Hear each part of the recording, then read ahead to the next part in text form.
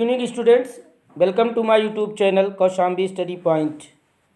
आज हम लोग क्लास 10th का ग्रामर सेक्शन का एक प्रैक्टिस सेट देखते हैं और आप लोग इसे पूरा देखिए और देखिए, समझिए कि किस सेक्शन से कितना कौन सा क्वेश्चन आता है और कितने नंबर का आता है।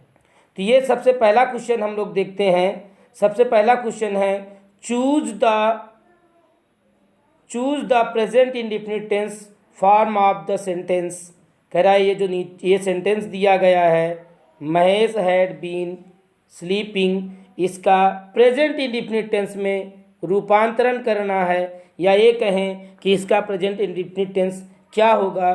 तो ये हो जाएगा, आप जानते हैं प्रेजेंट इंडेफिनिट टेंस में सब्जेक्ट होता है, वर्ब होती है, वर्ब के साथ यस या यस होता है according to number of subject.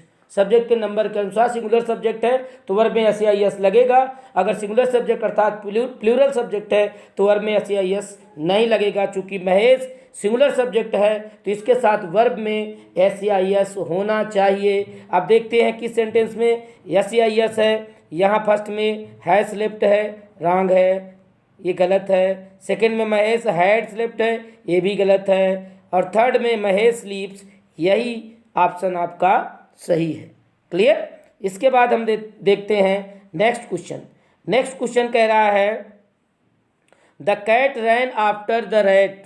तो यहाँ पर आफ्टर क्या है, तो आप जानते हैं जो शब्द ऑब्जेक्ट को प्रीपोजिशन, जो शब्द सब्जेक्ट को प्रीपोजिशन से जोड़ता है, प्रीपोजिशन मतलब पहले आकर के उससे पहले आए हुए शब्द से संबंध प्रकट करता है, उसको प्रीपोजिशन बोलते हैं। तो आफ्टर क्या हो गया, प्रीपोजिशन हो गया। क्लियर। फिर है find out the correctly spelled word.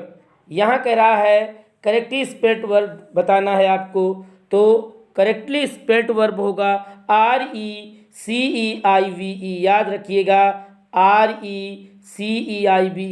शायद मैंने आपको पहले भी बताया है, अगर S हो तो SIEVE होता है, और अगर C हो तो CEIVE होता है। ये रट लीजिए, ऐसे क्वेश्चन आपको परेशान कर सकते हैं।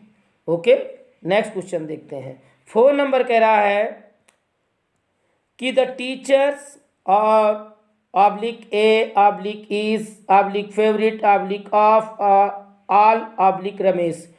कुल मिला के ये जो क्वेश्चन है इसमें दिए गए हुए शब्दों को रीऑर्डर करके एक कंप्लीट सेंटेंस बनाना है।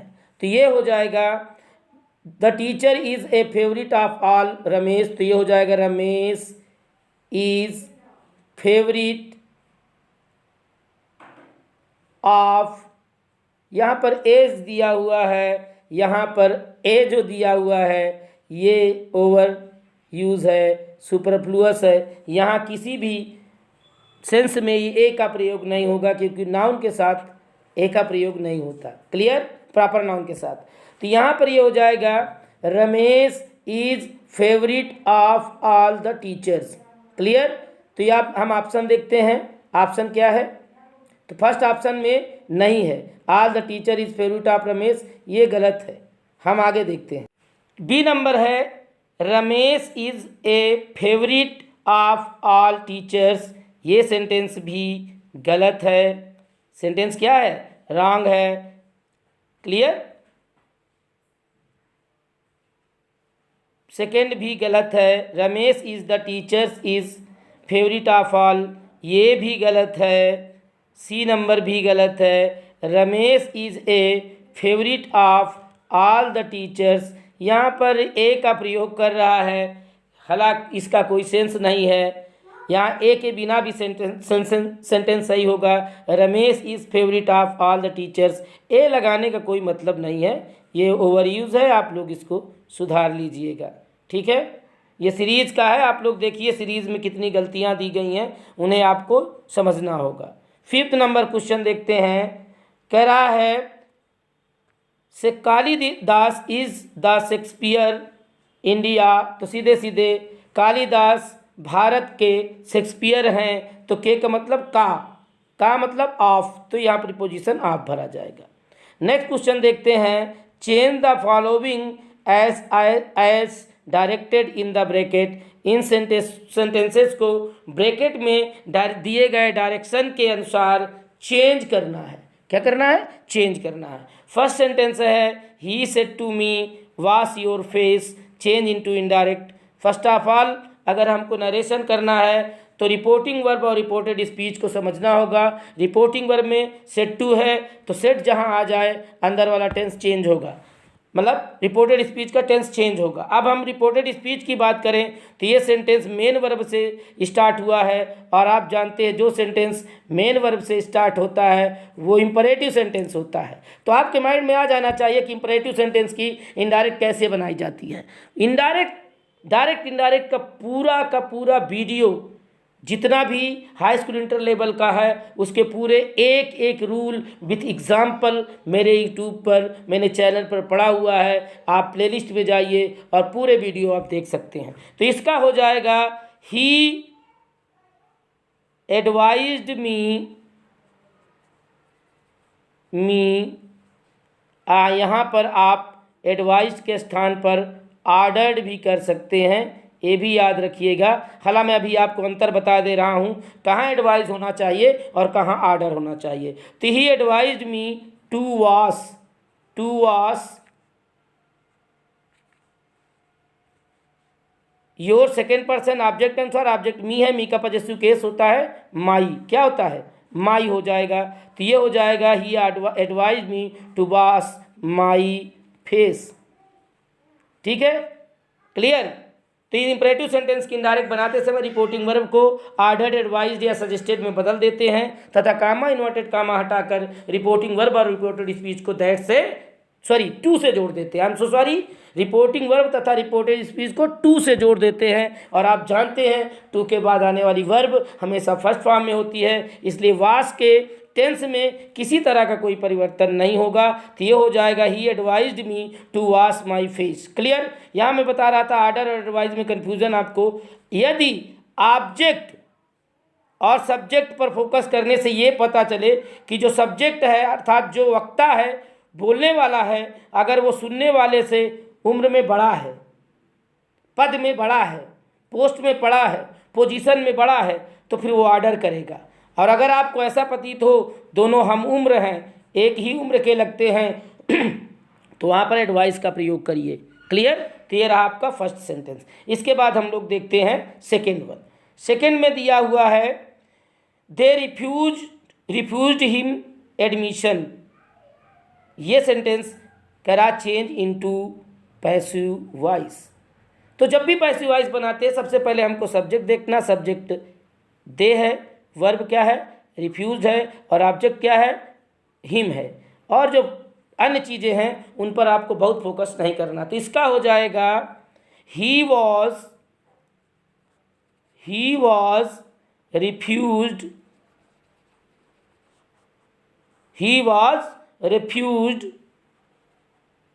For admission. क्लियर। यहाँ पर फॉर का प्रयोग इसलिए किया जाएगा, एडमिशन के लिए उसको मना कर दिया गया। अगर यहाँ पर आप बाई देम का प्रयोग करते हैं तो सेंस थोड़ा सा रॉन्ग हो जाएगा, लेकिन चूंकि आप हाई स्कूल लेवल के बच्चे हैं तो आप ले सकते हैं कि he was refused admission by them, he was refused for admission करके भी आप इसको कर सकते हैं। क्लियर। अब हम लोग चलते हैं थर्ड नंबर पर, सी नंबर पर। सी नंबर कह रहा है I said to my mother, please give me 200 rupees as I wish to purchase a dictionary. Punctuate the sentences. Punctuate का मतलब होता है, पंक्चुएशन का मतलब होता है कि कैपिटल लेटर कहाँ ज़रूरत है वो प्रयोग करना, विराम चिन्हों का सही प्रयोग करना ही आपका क्या कहलाता है? पंक्चुएशन। तो यहाँ सेंटेंस है, सीधे सीधे आप देख रहे होंगे ये सेंटेंस इनडायरेक्ट है। इनडायरेक्ट में आप जानते हैं रिपोर्टिंग वर्ब कामा से पहले होती है और रिपोर्टेड स्पीच इन्वर्टेड कामा के अंदर होता है। लेकिन ध्यान देने वाली बात है जहाँ कैपिटल लेटर की ज़रूरत हो वहाँ कैपिटल लिखना चाहिए। तो यहाँ आई हो जाएगा I said to my mother comma inverted comma में यहाँ प्लीज़ का पी कैपिटल हो जाएगा, प्लीज़, फिर प्लीज़ के बाद comma give me 200 rupees as I capital कर देना है I wish to purchase a dictionary full stop inverted comma बंद। तो इस तरह से ही आपका पंक्चुएशन हो गया। क्लियर। नेक्स्ट देखते हैं। डी नंबर में कह रहा है children playing are shade in the a of tree. कह रहा है रीऑर्डरिंग करना है। रीऑर्डरिंग का मतलब होता है इन सेंटेंसेस में दिए गए, इस सेंटेंस में दिए गए शब्दों को सही क्रम में लगाकर एक ऐसा सेंटेंस बनाना है जो एक कंप्लीट सेंस दे, जिससे एक कंप्लीट भाव निकले, कंप्लीट अर्थ निकले। तो ये हो जाएगा चिल्ड्रेन सब्जेक्ट है तो इसके बाद वर्ब आएगी are, children are playing, helping verb के बाद मेन वर्ब। तो चिल्ड्रेन आर प्लेइंग, कहाँ खेल रहे हैं, in the shade of a tree. तो ये हो जाएगा चिल्ड्रेन आर प्लेइंग